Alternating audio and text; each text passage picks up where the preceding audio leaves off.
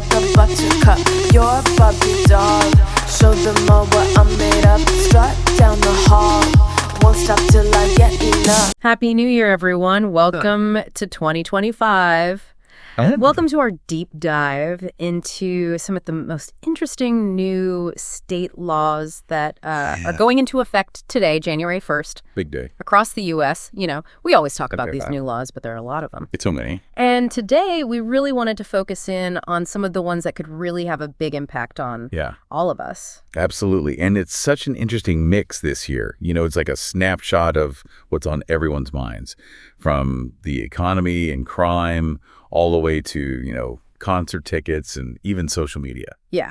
Okay, well, let's jump right in. First up, we're heading to Minnesota, where a certain pop star may have inspired some legal action. Remember last year trying to get those Taylor Swift tickets? Oh, tell me about it. It was rough. Well, Minnesotans definitely haven't forgotten, and the result is what they're calling the Ticketing Fairness Act. I love that name. Yeah, so it's trying to make buying tickets to big events a lot more transparent for the average fan. Right, like for actual human beings and not just bots. Yeah, exactly. So in theory, that means fans have a better shot at snagging those face value tickets. So walk me through this. How does this fairness thing actually work? The key is this concept of all-in pricing. Okay. So now ticket sellers, they have to show you the total cost right from the start.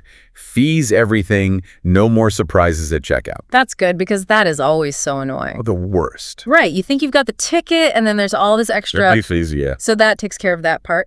But what about those bots that just buy up all the tickets before a real person can even click buy? Right. So this law actually makes it illegal to use bots to buy up tickets just to resell them at like these crazy inflated prices. So does that mean it's actually like game over for those scalpers and bots? Well, it's a good step. Yeah. We'll have to see how it plays out. But yeah, it's definitely sending a message. And actually, Maryland just passed a really similar law, too. Oh, wow. So is this the start of like a national trend? Are we finally saying goodbye to the shady side of ticket sales? You know, I think so. I think if these laws work the way they're supposed to, we could see this domino effect across the country. And, you know, more states will start adopting similar measures. That's great. I'm glad to hear that. All right. Well, while some states are busy trying to make sure we can all enjoy a good concert, others are tackling a much thornier issue. Social media and teenagers. Specifically, Florida, they are diving headfirst into this debate. Head first. With a pretty controversial new law. Right. And it goes into effect today. Basically, kids under 14, no social media for them, banned. And then for the teenagers, 14 to 15, they need their parents to say, okay. Whoa, okay, hold on. So there's an age limit now on social media, but isn't that just going to push kids to other platforms that are less regulated? Or, I mean, are kids really just going to stop using social media? That's what a lot of people are saying. I mean, there's already legal challenge in the works. They're saying it violates free speech rights. Yeah. So it'll be really interesting to see how it all plays out. Like, can they even enforce this thing? Right. I mean, Australia already has a similar law in place, and you know, it's been interesting to see how that's played out over there. It has been interesting, yeah. Could this be like a preview of what's to come for the rest of the U.S.? You know, I think it's a preview of the conversation. Yeah. Because this whole debate about like how to protect kids online, but also, you know, give them access to everything. Right. This is happening everywhere. Yeah. It's a global conversation now. Yeah. Okay. So speaking of really tough conversations, we're going west to California, where lawmakers are wrestling with another one. Oh, yeah. Rising crime. They've just enacted this whole wave of new laws to try to address it. It's interesting because, you know, California has been seen as this leader in criminal justice reform. But there's been a lot of pressure, you know, on both sides, Democrats and Republicans, to do something about these, you know, these concerns about theft, drug offenses, things like that. Yeah. And, you know, when both sides are agreeing that something needs to be done, right, you know, it's serious. So tell us, what are some of the key changes? What's actually happening on the ground as a result of these new laws? So one major change is how prosecutors can handle similar crimes. Oh, okay. So now they can actually bundle them together into one charge, even if those crimes happen in different places. Oh, wow. So that's going to lead to some. But they're also putting a lot of emphasis on treatment programs. In fact, Proposition 36, which strengthens penalties for some crimes, but also puts a big focus on treatment, that actually passed with almost 70% of the vote. Wow. So I think that shows that Californians really want a system that holds people accountable, but also gives them a chance to turn things around. It's about balance. Exactly, yeah. Okay, well, while California is trying to strike that balance between punishment and rehabilitation, New York is taking a completely different approach. Okay. They're focusing on supporting working families. Yeah. And they've actually just become the first state in the entire U.S. to offer paid time off specifically for prenatal care. Which is huge. It is huge. Yeah. So tell us, how does this work? So all private sector employees in New York, they can now take up to 20 hours of paid leave every year, specifically for things like doctor's appointments, ultrasounds, all the things you need when you're expecting a baby. That's a game changer. It is. I mean, especially for people in really demanding jobs. Absolutely. It allows them to put their health first, their baby's health first. Yeah, and not have to worry about losing income. Right, exactly. It's really about recognizing how important those early stages of pregnancy are. Yeah. So this is obviously a really progressive step, but why aren't government employees included in this? That's a question a lot of people are asking. Yeah. And I think for now, the law only covers the private sector, which, Okay. some people see that as a big oversight. But hopefully, Right. maybe this is just the first step Yeah. and they'll expand it. All right, well, before we get too deep into the whole government versus private sector debate, let's switch gears to a topic that has been causing, well, a lot of heated discussion. Oh, yeah, this one's a big one. It is. LGBTQ plus rights in schools. California has this new law that's creating quite a stir. It basically prohibits schools from forcing teachers to out LGBTQ plus students to their parents. This is a really important one.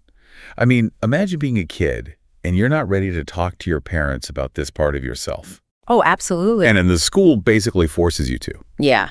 It could put some kids at real risk. Especially if their families aren't accepting. Okay, so let me make sure I understand this correctly. So the school can't force teachers to tell parents about a student's sexual orientation or gender identity, but the teacher can still choose to tell the parents if they feel like it's necessary. Exactly. It's all about putting the student's well-being first. Yeah. They're recognizing that LGBTQ plus youth are especially vulnerable. Right. And that sometimes, school might be the only place they feel safe. Absolutely. So it's about protecting their privacy. Yeah. And, potentially their safety. But it also brings up a lot of questions about, what's the role of the school in supporting students? And how do you balance that with the rights of parents to be involved? It's a tough one. Okay. Last stop on our whirlwind legal tour for today takes us to the heartland of America, where one state is, well, embarking on a pretty controversial economic experiment, the flat tax. Oh, yeah, this is interesting. Iowa is jumping on this bandwagon, joining a growing number of states that are adopting this simplified system where everybody pays the same tax rate. Mm-hmm. No matter how much money they make. So break it down for us. How does this actually work? Okay, so starting today in Iowa, everyone pays the same rate, 3.8%. Wait, hold on. So someone who's making minimum wage is paying the same rate as someone who's making millions of dollars. How is that fair? Right, that's the big debate. Yeah. The Republicans, they love this because they say it's simple. Sure. No more complicated tax brackets to figure out. Right. And they say it's good for the economy because it encourages people to invest and create jobs and all that. Okay, I get that. But what about the folks who are already struggling to make ends meet? And what about the funding for essential services like schools and healthcare? Does that take a hit? Well, yeah, that's exactly what the Democrats are worried about. They're saying this is going to benefit the wealthy at the expense of everyone else. They're worried about budget cuts. They're worried about essential services. Yeah. They're saying this is just going to make inequality worse. So is this a bold new era for tax policy, or is it a recipe for disaster? I guess only time will tell. Exactly. Yeah. And it's going to be really interesting to see how this plays out in Iowa. Mm-hmm. And, a lot of other states are going to be watching very closely. Oh, for sure, because this is a big experiment. And, we're all part of it in a way. Absolutely. But buckle up. Yeah. All right, we've covered a lot of ground already, but we've got even more fascinating legal developments to unpack. So stay tuned for part 2 of our 2025 New Year, New Laws deep dive, where we'll explore even more of these game-changing laws and their potential impact on all of our lives. See you there.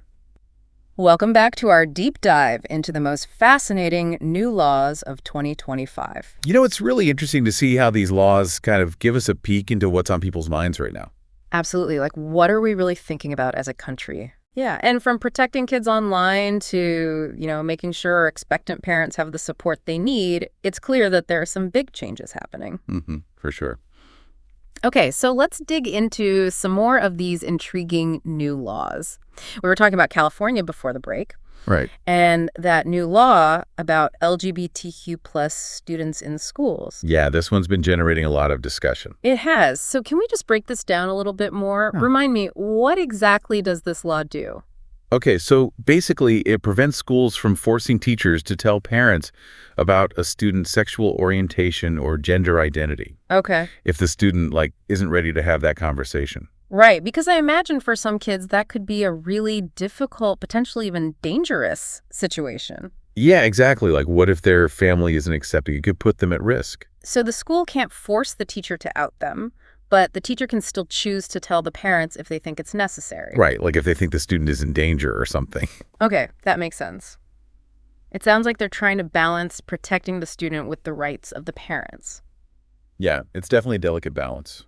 But I imagine not everyone is happy about this law. Oh, yeah. There's been a lot of pushback, especially from some parents' rights groups. What are they saying? Well, they're saying that parents have a right to know what's going on with their kids, Right. especially when it comes to something as sensitive as this. Mm-hmm. They say that schools shouldn't be keeping secrets from parents. So it's this whole debate about where you draw the line between a student's privacy and a parent's right to be involved. Exactly. And I don't think there are any easy answers here. It sounds like this law is forcing a really important conversation, though. Oh, yeah, absolutely. And maybe that's a good thing. Yeah, sometimes these difficult conversations are the ones we need to have. Okay, so while California is grappling with these complex issues, other states are focused on something that's, well, a lot less emotionally charged, but still pretty important. Oh, yeah. Like what? Taxes. Taxes. Everyone's favorite topic. Right. Specifically, the flat tax, which seems to be gaining popularity across the country. It is. This year, Iowa and Louisiana jumped on board, so now we've got 14 states with a flat tax system. Wow, 14. That's a lot. It is. So for those who don't know, remind us again how this whole flat tax thing works. Sure. So basically everyone pays the same tax rate, Okay. no matter how much money they make. So like in Iowa, it's 3.8%, whether you're making minimum wage or millions of dollars. Exactly. And that's what people love about it. They say it's simple and fair. But is it really fair? I mean, someone making minimum wage is going to feel that 3.8% a lot more than someone who's, super wealthy. Right. And that's the main argument against it. Yeah. Critics say it disproportionately benefits the rich and that it could lead to budget shortfalls because the state's not collecting as much tax revenue. Yeah, that makes sense. So less money for things like schools and healthcare and all that. Exactly. So it's definitely a trade-off. Yeah. So did Iowa address any of these concerns when they were putting their flat tax system together? They did try to mitigate some of those concerns, but, whether it'll actually work out that way, we'll just have to see. Right, it's a big experiment. It is. Okay, well, let's move from taxes to something that's a little more, heartwarming. Okay. I like where this is going.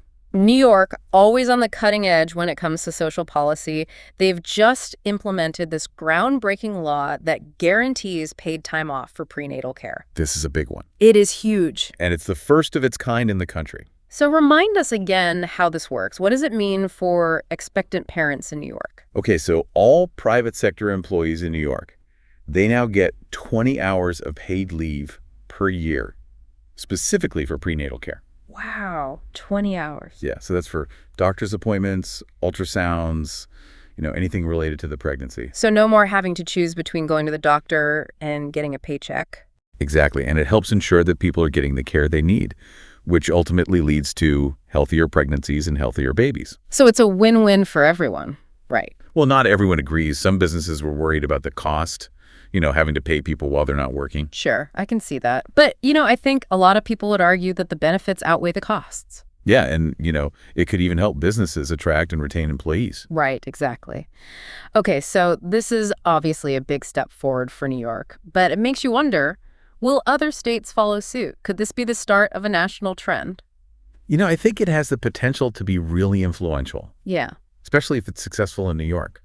Okay, well, from supporting expectant parents to tackling the wild world of ticket sales, we've covered a lot of ground in this episode. But believe it or not, there's still more to come. So stay tuned for the final part of our deep dive into the most interesting new laws of 2025, where we'll explore even more legal developments that are shaping the future of America. Welcome back to our 2025 legal road trip. It's our final stop. Final stop, yeah. We've covered some really interesting new laws already, but we've saved some of the most, well, timely, maybe even a little controversial ones for this last stretch. Yeah, and I think what's really interesting about these is that they highlight these big tensions that we're seeing in American society. It's like, how do you balance individual freedom with what's good for everyone? That's the question, isn't it? Yeah. Okay, so let's dive in. Where are we headed first? Well, let's go back down to Florida, where they're taking on this issue that everyone's talking about. Oh, okay. Social media and teenagers. Yeah, I feel like every parent I know is struggling with this. Oh, absolutely. So what is Florida doing about it? So they've decided to set an age limit. Kids under 14. No social media for them. Banned. Whoa, really? So like no Facebook, no Instagram, no TikTok? Nope, none of it. Yeah. And then for teenagers, 14 to 15, they need their parents to say it's okay. So how are they going to enforce that? Like, are they going to check IDs at the App Store or something? Right. It's a good question. And that's actually one of the reasons why this law is already being challenged in court. Opponents are saying it's a violation of free speech and that it's just not practical. Yeah, and is it really going to stop kids from using social media? I mean, kids are pretty tech savvy. They'll find a way. That's what a lot of people are worried about, that it'll just push kids to platforms that are even less safe or have less oversight. That makes sense.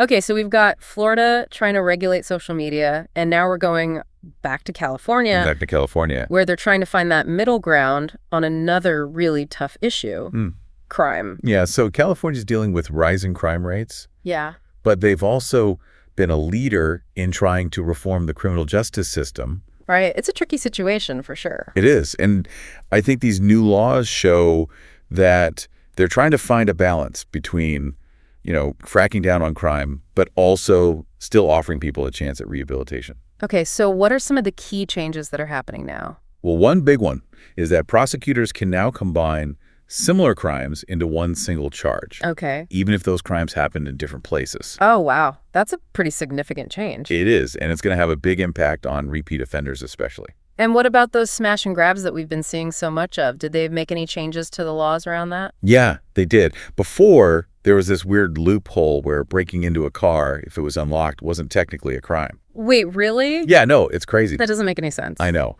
But now they've changed that. So any unauthorized entry into a vehicle is illegal. Okay, well, that makes a lot more sense. But, alongside these tougher penalties, is there still a focus on rehabilitation in California? Definitely. They're still investing in things like drug treatment programs and support for people who are getting out of prison. Okay. Trying to help them get back on their feet. And remember, Proposition 36, the one that increases penalties for certain crimes but also really emphasizes treatment, that passed with something like 70% of the vote. Wow. So it sounds like people in California really want a system that's both tough but also fair. Exactly. And I think that's the challenge, right? Trying to find that balance. Yeah, for sure.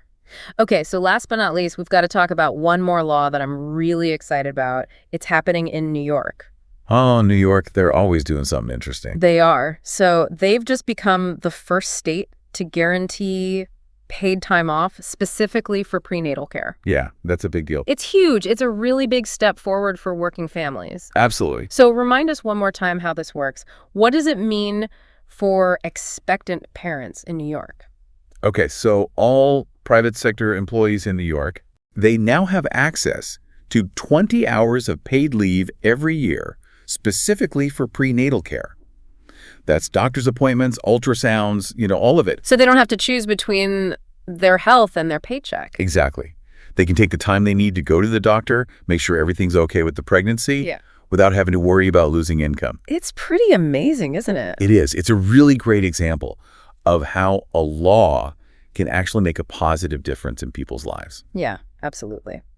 Well, that's it for our deep dive into the most interesting new laws of 2025. It's been quite a journey, hasn't it? It has. From coast to coast, from social media to criminal justice, we've seen how states are grappling with some really tough issues and how they're trying to create a future that's, well, hopefully a little bit better for all of us. Yeah. And you know what? I think that's a great note to end on. Happy New Year, everyone. Happy New Year. Sound the alarm. I'm coming up. We'll have a ball. I'm sweet like a buttercup. You're a Barbie doll. Show them all what I'm made of.